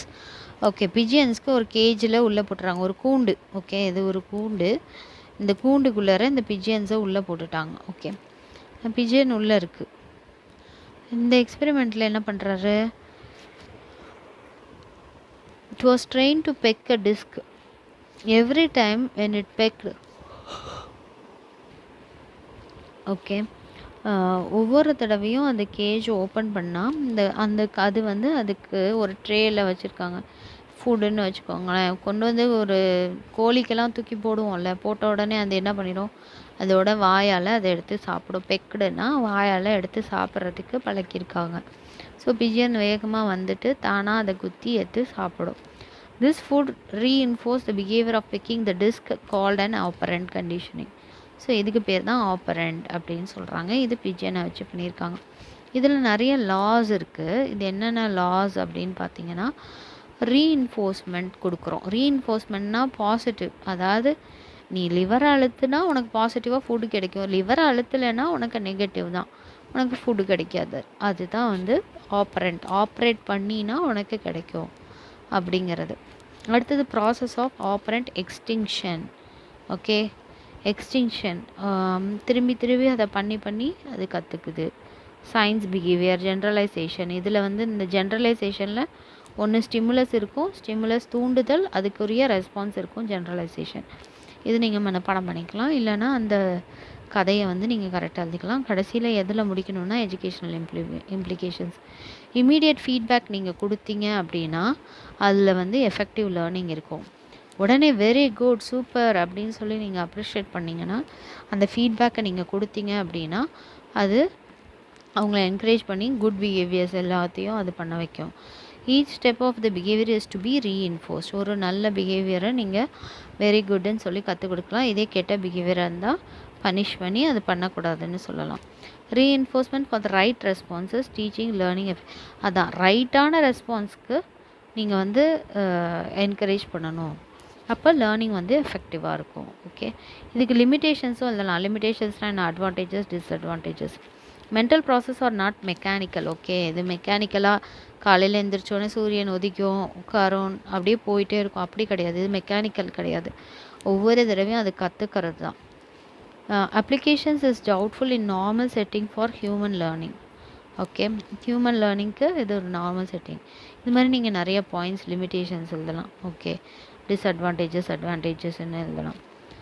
அடுத்தது இதுதான் லாஸ்ட் லேர்னிங் தியரி. ஓகே, என்ன தியரி அப்படின்னா trial and error learning theory. இதை யார் சொன்னா, இதை யார் கண்டுபிடிச்சானா தாண்டைக். தாண்டைக்கோட இன்ட்ரடக்ஷன் எழுதணுமா, இந்த மாதிரி தியரி கேட்டாவே இன்ட்ரடக்ஷன் எழுதணும். அடுத்தது தியரி எக்ஸ்பெரிமெண்ட் எழுதணும். அடுத்தது எடுகேஷ்னல் இம்ப்ளிகேஷன்ஸ். லாஸ் இருந்தால் லாஸ் எழுதணும், ஸ்டேஜஸ் இருந்தால் ஸ்டேஜஸ் எழுதணும். இப்போ இவரை பற்றின இன்ட்ரொடக்ஷன் என்ன, இஎல் தாண்டக்ட். இவரோட ஃபுல் பேர் என்ன, இஎல் தாண்டக்ட். இவர் வந்து மினிஸ்டரோட சன்னா, மினிஸ்டரோட பையனா. இவர் வந்து பிகின்ஸ் ஸ்டடீஸ் இன் சைக்காலஜி இன் ஹார்வர்ட் யூனிவர்சிட்டியில் படித்தார். பிஹெச்டி கம்ப்ளீட் பண்ணியிருக்காரு 1898. இவர் 78 புக்ஸும் 400 ஆர்டிகல்ஸும் எழுதியிருக்காரு. அதிகமான புக்ஸும் ஆர்டிகல்ஸும் தாண்டைக்கு தான் எழுதியிருக்காரு. ஓகே, இறக்கிறதுக்கு முன்னாடி இவர் எதை வச்சு எக்ஸ்பெரிமெண்ட் பண்ணுறாருன்னா கேட்டை வச்சு. ஓகே, இவர் எதை வச்சு எக்ஸ்பெரிமெண்ட் பண்ணுறாருன்னா கேட்டை வச்சு. இவரும் ஒரு பசில் பாக்ஸ் வச்சுருக்காரு. விடை கண்டுபிடி. இப்போ நீ பாரை அழுத்துனா சோறு கிடச்சிச்சு, அப்படி தானே. அது பாக்ஸ்குள்ளார வந்து அதோட ஃபுட்டு விழுந்துச்சு, அது சாப்பிட்டுச்சு, அது ரேட்டு. அதே மாதிரி இங்கேயும் விடை கண்டுபிடிக்க சொல்கிறாங்க. இங்கேயும் நீயாக கண்டுபிடிச்சா தான் உனக்கு சோறு கிடைக்கும் அப்படிங்கிறாங்க. இது ஒரு பசில் பாக்ஸ். ஒரு பாக்ஸ் நீங்கள் வரைஞ்சிக்கோங்க. அந்த பசில் பாக்ஸ்குள்ளார கேட் இருக்குது. இது வந்து லேட்சுன்னு சொல்கிறாங்க. லேட்சுனா நம்ம தாழ்பால் சொல்கிறோம் இல்லையா, அந்த தாப்பால் மாதிரி ஒரு செயினில் வந்து ஒரு கொக்கி மாதிரி இருக்குது. அந்த கொக்கிக்குள்ளே இது மாட்டிக்கிற மாதிரி இந்த மாட்டி இருக்குது. இதை வந்து அது கரெக்டாக பிடிச்சி இழுத்துச்சுன்னா இந்த லேட்ச் ஓப்பன் ஆயிடுது. லேட்ச் ஓப்பன் ஆயிடுச்சுன்னா அது வெளியே வந்துடலாம். அந்த கேட்டு வெளியே வந்தால் தான் அதுக்கு ஃபுட்டு கிடைக்கும். ரேட் ஆனால் என்ன பண்ணுச்சு, அது பசில் பாக்ஸ்குள்ளேயே இருந்துச்சு, அங்கேயே சாப்பாடு வந்துச்சு. ஆனால் கேட்டுக்கு என்ன பண்ணுது, அந்த லேட்ச் ஓப்பன் ஆனோடனே அது ஒரு இதை அழுத்தின உடனே அதுக்கு வெளியே வந்து ஃபுட்டு கிடைக்கிது. ஓகே, இந்த எக்ஸ்பெரிமெண்ட்டை தான் யார் பண்ணியிருக்கா, தாண்டைக் பண்ணியிருக்காரு. Thorndike conducted an experiment on cat in the puzzle box, which is most popular in psychology of learning. It was a typical trial and error experiment. Okay, trial பண்ணி பார்க்கும். தப்பு வந்துச்சுன்னா திருப்பியும் பண்ணி பார்க்கும், திருப்பி தப்பு வந்துச்சுன்னா திருப்பி பண்ணி பார்க்கும், அப்படியே கண்டுபிடிக்கிறது. இதுக்கு பேர் தான் trial and error method. Okay. Thorndike placed a hungry cat. எல்லாருமே என்ன பண்ணிடணும், hungry cat, hungry rat, hungry pigeon அப்படி சொல்லி போட்டுறணும். ஓகே.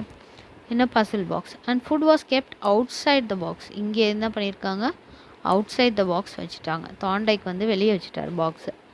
ஓகே. ஃபுட்டு உள்ளேயே வர மாதிரி மெக்கானிக்கல் சிஸ்டம்லாம் அவர் பண்ணல. The cat had made many trials to pull the latch to come out of the box. வேகமாக அந்த லாட்சை பிடிச்சி இழுக்குது, தாப்பால் எப்படியோ திறக்கணும் பார்க்குது, அதால் திறக்க முடியல. ஓகே. வெளியில் வந்துடலாம் லாட்சை திறந்தா அப்படின்னு நினைக்கிது. The cat has made several random activities. Jump பண்ணுது, டேஷிங், மூவிங், என்னென்னமோ பண்ணுது to get out from the puzzle box. Okay. இதெல்லாம் பண்ணிகிட்டே இருக்குது. அது இல்லாமல் கடிக்குது, கீறுது, பரண்டுது. Okay. until it accidentally touched the release and cat was freed. Okay.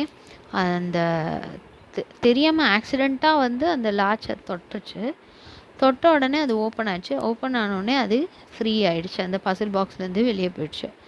The cat took some food from outside. அதுக்கப்புறம் வெளியே போய் அதுக்குரிய மீன் துண்டுன்னு வச்சுக்கோங்களேன், மீனை போய் சாப்பிட்டுட்டு வருது. The cat was again placed in the box. கேட்டை திருப்பி கொண்டு போய் பாக்ஸில் போட்டுடுறாரு தாண்டைக்கு. The cat made less trial in touching. இப்போ பார்த்தீங்கன்னா முன்னாடி நிறைய தடவை கீறிச்சு, புறாண்டுச்சு, இங்கே ஓடிச்சு, அங்கே ஓடிச்சு. அந்த இப்போ என்ன பண்ணிச்சு, கொஞ்சம் லெஸ்ஸாக கொஞ்சம் இதை பண்ணி பார்க்குது, அதை பண்ணி பார்க்குது, அப்படி லாட்சை தொடுத்து ஓப்பன் ஆகிட்டு.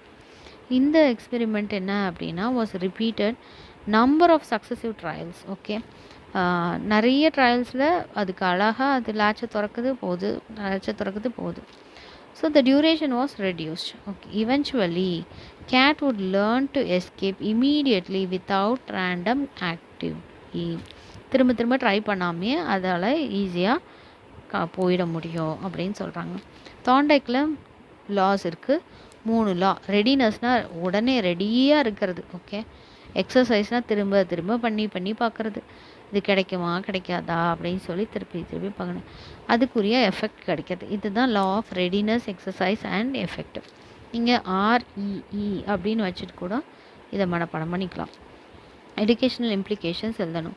கண்டினியூஸாக ஃபீட்பேக் கொடுத்துட்டே இருந்தீங்கன்னா அது ரொம்ப நெசசரி ஒரு ஸ்டூடெண்ட்க்கு கல்வியில். ஓகே. ரிவார்ட் அண்ட் பனிஷ்மெண்ட்ஸும் தேவை. ரிவார்ட்னா அப்ரிஷியேட் பண்ணணும், பனிஷ்மெண்ட்டும் கொடுக்கணும்.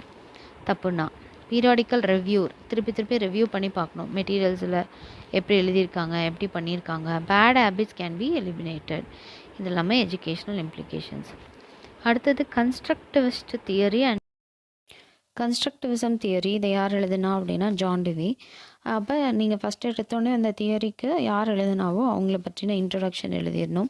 ஜான் டிவின்றவர் 1859 1952 இது வரைக்கும் உயிரோடு இருந்தார். பிறந்து வாஸ் அன் அமெரிக்கன். அவர் அமெரிக்கர்.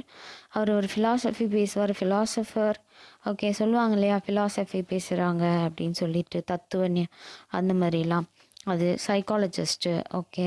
எஜுகேஷ்னல் ரிஃபார்மர்னால் கல்வியில் மாற்றங்களை கொண்டு வர்றதுக்கு ஆனவர். நிறைய ஐடியாஸ் கொடுத்தாரு. Okay. Influential in education as well as social reform. கல்வியில் மாத்திரம் இல்லை, சமூகத்திலையும் மாற்றங்களை கொண்டு வந்தார். ஓகே. அதே மாதிரி ஹி பிலீவ் தட் எஜுகேஷன்றது ஒரு சோஷியல் ப்ராசஸ். ஓகே. தனியான இண்டிவிஜுவல் ப்ராசஸ் இல்லை. கல்விங்கிறது ஒரு தனி மனிதனால் மாத்திரம் அதை செய்ய முடியாது. அது எல்லாரோடையும் இணைந்தது. ஓகே. பெற்றோர்களால், டீச்சர்ஸால், ஃப்ரெண்ட்ஸால், ஓகே, எல்லாராலையும் இணைந்தது தான் அது. ஒரு போயட்டு இந்த மாதிரி. He propose that education begins with real experience. Okay. ஒரு கல்விங்கிறது உண்மையான அனுபவத்தினால் வர்றது அப்படின்னு சொல்கிறாரு. இன்குவரினா கொஸ்டின்ஸ் கேட்குறது. It's a key part of constructivist learning. எதுனாலும் சரி அதை என்கொயர் பண்ணும். இது என்னது, இது கரெக்டாக, இது என்ன, இன்வெஸ்டிகேட் பண்ணும். அதை தான் சொல்லுவாங்க ரிசர்ச்னு சொல்லுவாங்க இல்லையா. ஓகே. பியாஜெட்டும் இதுக்கு நமக்கு சொல்கிறாரு. Piaget's role in the constructivist teaching suggest that we learn by experiences and expand our knowledge from infancy to adulthood. பியாஜே என்ன சொல்கிறாரு, குழந்தையிலேருந்து அடல்ட்ஹுட் வரைக்கும் இருக்கிறது லேர்னிங் எக்ஸ்பீரியன்ஸ்னால் லேர்ன் பண்ணிக்கலாம் அப்படின்றத சஜஸ்ட் பண்ணுறாரு. ஓகே, இதை எழுதணும், எழுத வேணாம் உங்களுக்கு அந்த பியாஜியோடது எழுதணுன்றது அவசியம் இல்லை. பட் இன்ட்ரொடக்ஷன் ஜான் டெவி எழுதணும். இது ஆனால் புக்கில் கொடுத்துருக்காங்க, எழுதுறதுன்னா நீங்கள் எழுதிக்கலாம் கூட. நெக்ஸ்ட் வந்து கன்ஸ்ட்ரக்டிவிஸ்ட் லேர்னிங் தியரி அப்படின்னா என்ன? அப்போ அந்த டெஃபினேஷன் எழுதணும். Constructivist learning theory says that all knowledge is constructed from a base of prior knowledge. அதாவது முன்னாடியே ஒரு நாலேஜ் இருக்கும், அறிவு இருக்கும். ஓகே, அந்த குழந்தைங்களுக்கு, எந்த குழந்தைங்களாக இருந்தாலும் அந்த குழந்தைங்க பிறக்கும் போதே எம்டியாக பிறக்கதில்லை. அதாவது பிளாங்க் ஸ்லேட்டாக இருக்க மாட்டாங்க. குழந்தைங்களுக்குள்ளார நிறைய இருக்கும், திறமைகள் இருக்கும். நாலேஜ் வந்து ஒருத்தவங்களுக்குள்ளே நம்ம போய் புகுத்துறோம் அப்படின்னா அந்த சைல்டு வந்து சும்மா உட்காந்துட்டு இருக்க மாட்டாங்க. அந்த சைல்டுக்குன்னு ஒரு அறிவு இருக்குது, ஒரு சென்ஸ் இருக்குது. அந்த சென்ஸ் இல்லைன்னா அவங்க நம்ம என்ன சொன்னாலும் அப்சர்வ் பண்ணிக்க மாட்டாங்க. ஓகே, அதை கன்செப்ஷன்னா என்ன, அதை அப்சர்வ் பண்ணிக்க மாட்டாங்க, லேர்ன் பண்ணிக்க முடியாது. ஸோ அவங்க வந்து பிளாங்க் ஸ்லேட் கிடையாது, அவங்களுக்குள்ளார ஏற்கனவே நாலேஜ் இருக்குது. அப்போ ப்ரையர் நாலேஜ்னால் முன் அனுபவம், முன்னாடி உள்ள அறிவு இருக்குது அந்த குழந்தைங்களுக்கு. அது அப்படிங்கிறது ஜான் டெவியோட ஒரு constructive learning theory. Okay, constructivism is a learning theory. Okay, அப்படின்னா ஃபஸ்ட்டு நீங்கள் பார்க்கணும் கன்ஸ்ட்ரக்டிவிசம் அப்படின்னா லேர்னிங் எப்படி கன்ஸ்ட்ரக்ட் பண்ணுவீங்க. ஒரு லேர்னிங்கை ஒரு குழந்தைங்களுக்கு நீங்கள் போய் டீச் பண்ணுறீங்க அப்படின்னா அந்த டீச் பண்ணும்போது அந்த குழந்தைங்க சும்மா உட்காந்து தூங்குது, படுத்துட்ருக்கு, கவனிக்க மாட்டேங்குது, அங்கே பார்க்குது இங்கே பார்க்குது அப்படின்னா அது வந்து நல்ல லேர்னிங் கிடையாது. அந்த குழந்தைங்கள எப்பொழுதுமே ஆக்டிவாக பார்ட்டிசிபேட் பண்ண வைக்கணும். அடிஷன் பண்ணுறீங்கன்னா அந்த 2+2 அப்படிங்கிறத அந்த குழந்தைங்க அழகாக பிடிச்சிக்கணும். அப்போ ஆக்டிவ் ப்ராசஸாக இருக்கணும். அப்போ அந்த லேர்னிங் வந்து எதன் மூலியமாக, எக்ஸ்பீரியன்ஸ் மூலியமாக அவங்க கற்றுக்கலாம். ஒரு 2 சாக்லேட்டையும் நம்ம ஆட் பண்ணோன்ற ஒரு அனுபவத்தை குழந்தைங்களுக்கு கொடுக்கும்போது அந்த அனுபவத்தினாலேயும் பிள்ளைங்க கற்றுக்கொள்ளலாம், லேர்னிங்கிறத கன்ஸ்ட்ரக்ட் பண்ணலாம். அடுத்தது interpretation of the world. Okay, உலகத்தை பார்த்து அதை எப்படி நம்ம இன்டர்பிரட்னா அது விளக்கம் கொடுக்கறது. அடுத்தது ப்ராப்ளம் சால்வ் பண்ண வைக்கலாம் குழந்தைங்கள. அடுத்தது அவங்கள பற்றினா அசஸ்மெண்ட், டாஸ்க்கு, எக்ஸ்பீரியன்ஸ் செட்டிங்ஸ் இதெல்லாம் கூட நம்ம பண்ணலாம். இது எல்லாமே construction of a learning. Okay, ஒரு லேர்னிங் அப்படின்னா இதெல்லாம் தேவை. ஓகே, கண்டென்ட் ப்ரெசென்டட் ஹோலிஸ்டிக்கலி, முழுமையாக கண்டென்ட்டை ப்ரெசென்ட் பண்ணுறாங்களா இல்லையா அப்படின்றதையும் நம்ம பார்க்கணும். ஸோ இதில் இம்பார்ட்டண்ட் என்னென்னா லேர்னிங்கு, நாலேஜ் இதெல்லாம் விட active process, experience, interpretation, problem solving, assessments, content வந்து எப்படி இருக்கணும், ஹோலிஸ்டிக்கலியாக இருக்கணும். ஓகே, முழுமையாக இருக்கணும். இதை நீங்கள் எப்படி படிக்கலாம்னா PUH இந்த மாதிரி படிச்சுக்கலாம். ஓகே, ஏன்னா active process, சினா experience, Aina interpretation, பினா ப்ராப்ளம் சால்விங், யூன்னு போட்டிருக்கேன். நீங்கள் என்ன பண்ணியிருக்கலாம், அது அசஸ்மெண்ட்டுன்னு கூட போட்டுக்கலாம். அசஸ்மெண்ட். அடுத்தது ஹோலிஸ்டிக்கலி போட்டிருக்கேன். கண்டென்ட் போட்டிங்கன்னா APAC. ஓகே, APAC அப்படின்னு சொல்லி நீங்கள் படிச்சுக்கலாம். ஓகே, APAC இது ஈஸியாக இருக்கும். அப்ளைங் கன்ஸ்ட்ரக்டிவிசம் இன் த கிளாஸ் ரூம். ஓகே, கிளாஸ் ரூமில் கன்ஸ்ட்ரக்டிவிசம்மை வந்து கிளாஸ் ரூமில் எப்படி அப்ளை பண்ணுறது, கிளாஸ் ரூமில் எப்படி நம்ம வந்து ஒரு நாலேஜ் லேர்னிங்கை வந்து கன்ஸ்ட்ரக்ட் பண்ணுறது அப்படிங்கிறது தான் இது.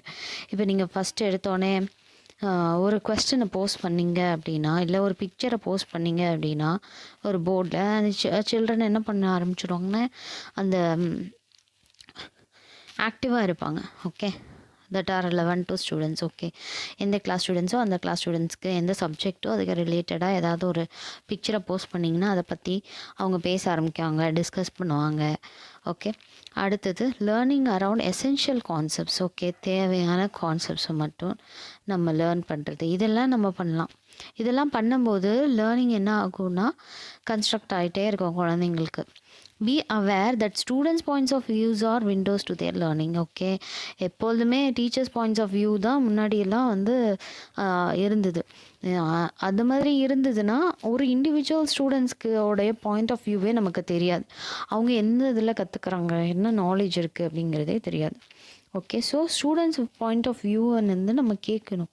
அவங்களோட நாலேஜ் என்ன, அவங்களோட இண்டிவிஜுவாலிட்டி என்ன, இதுதான் வந்து லேர்னர்ஸ், அதுதான் விண்டோஸாக இருக்குது அப்படின்னு சொல்கிறாரு ஜான் டெவி. அதுக்கப்புறம் adapt teaching to address students suppositions and development. அப்போது ஒரு ஸ்டூடெண்ட்டை அட்ரஸ் பண்ண நீங்கள் கற்றுக்கணும். குட் மார்னிங்னு உங்களுக்கு விஷ் பண்ணாங்கன்னா அந்த நீங்கள் குட் மார்னிங்ன்றத நீங்கள் அவங்களுக்கு ரிப்ளை பண்ணணும். அவங்கள அதே மாதிரி ஏதாவது ஒரு ப்ராப்ளம் அவங்க பண்ணிட்டாங்கன்னா அதை அட்ரஸ் பண்ணணும். அது எப்படி சொல்யூஷன் கண்டுபிடிக்கிறதுன்னு அவங்களுக்கு தெரியலன்னா நீங்கள் வந்து ஜஸ்ட் க்ளூஸை வந்து கொடுக்கலாம். இந்த மாதிரி நம்ம பண்ணும்போது அவங்களுக்கு நாலேஜ் வந்து கன்ஸ்ட்ரக்ட் ஆகும். அடுத்தது அசஸ் பண்ணணும். ஓகே, அசஸ்னால் என்னது?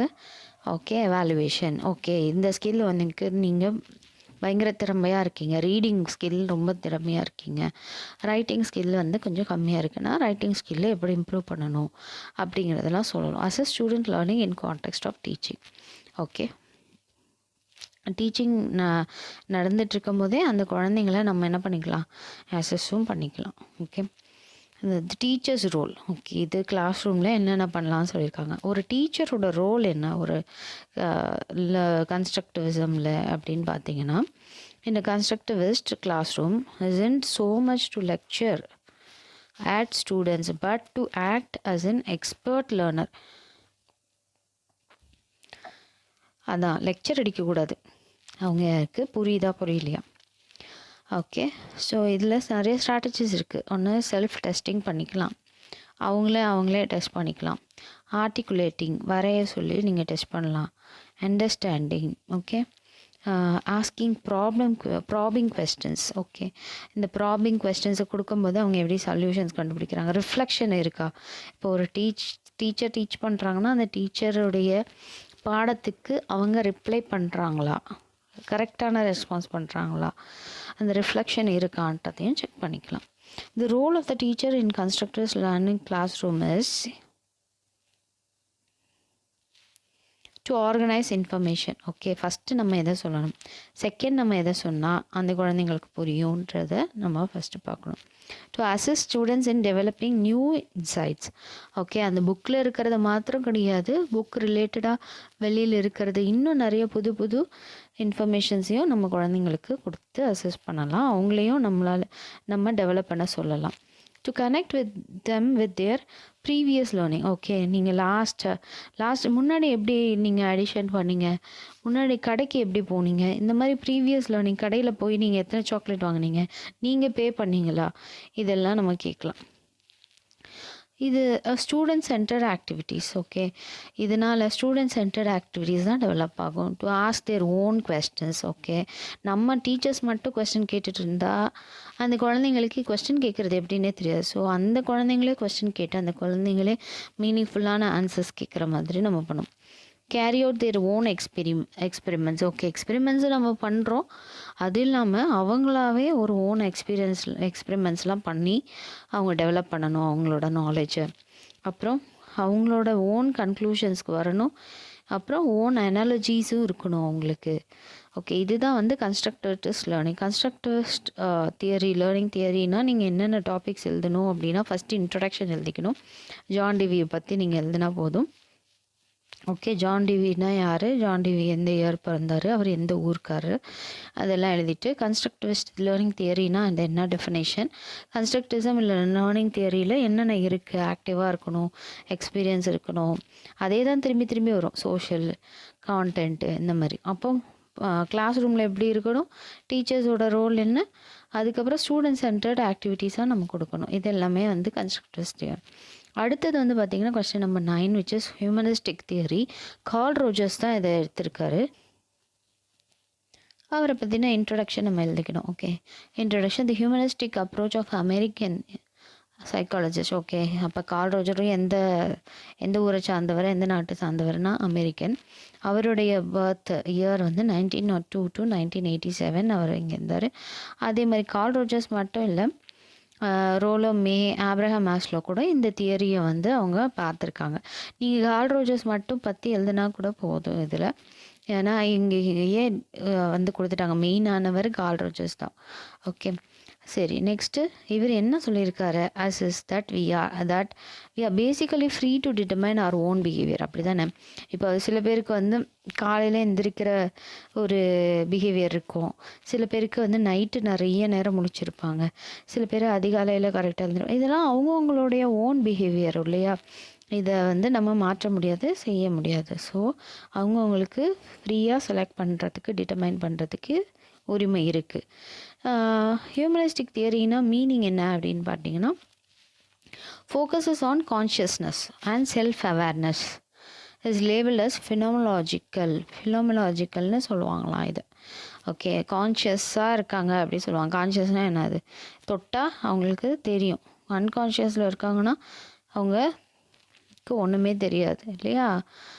ஓகே, செல்ஃப் அவேர்னஸ், அது மாதிரி செல்ஃப் அவேர்னஸ் இருக்கணும், தன்னை பற்றின ஒரு செல்ஃப் அனாலிசிஸும் இருக்கணும். ஓகே, அடுத்த பேர் தான் என்னன்னு சொல்கிறாங்க அப்படின்னா ஃபினோமெனாலஜிக்கல்னு சொல்கிறாங்க. இந்த word phenomenon is derived from Greek word fantasy. இந்த லைன் எழுதணும்னு அவசியம் இல்லை, பட் இருந்தாலும் நீங்கள் தெரிஞ்சுக்கோங்க. ஹியூமனிஸ்டிக் அப்ரோச் அப்படிங்கிறது ஏன் இந்த ஃபினோமெனாலஜிக்கல் அப்ரோச்ன்றதை நம்ம பார்க்குறோம் அப்படின்னா, ஹியூமனிஸ்டிக் அப்ரோச்ன்றதுக்கோட இன்னொரு பேர் என்னென்னா ஃபினோமெனாலஜிக்கல் அப்ரோச். ஃபினோமெனாலஜிக்கல்னால் நம்ம என்ன கண்டுபிடிச்சோம், என்னன்னு சொன்னாங்க, என்னன்னு சொன்னாங்க, consciousness and self awareness. Okay, conscious இருக்கான்னு செக் பண்ணுவாங்க. குழந்தை பிறந்த உடனே கிள்ளி பார்ப்பாங்க, கான்ஷியஸாக இருக்கா, மூச்சு விடுதா, அழுகுதா, ஓகே, இதெல்லாம் பார்ப்பாங்கள்ல, அது மாதிரி. Focus on subjective experience. சப்ஜெக்டிவ்னா இண்டிவிஜுவல் எக்ஸ்பீரியன்ஸை பொறுத்து தான், இவங்களும் எக்ஸ்பீரியன்ஸ் தான் சொல்கிறாங்க.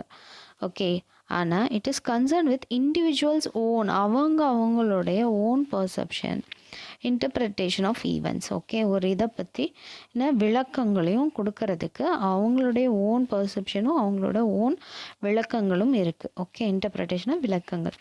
Humanistic psychologist believe that we can learn more about human nature. Human நேச்சரை பற்றி நம்ம நிறைய லேர்ன் பண்ணலாம்ல. இப்போ பார்த்தீங்கன்னா செல்லுன்றாங்க, எத்தனையோ குரோமோசோம்ஸ்ன்றாங்க, அதுக்குள்ளார என்னமோ இருக்குன்றாங்க. இந்த மாதிரி நிறைய ஹியூமன் பற்றி நம்ம படிக்கிறோம்.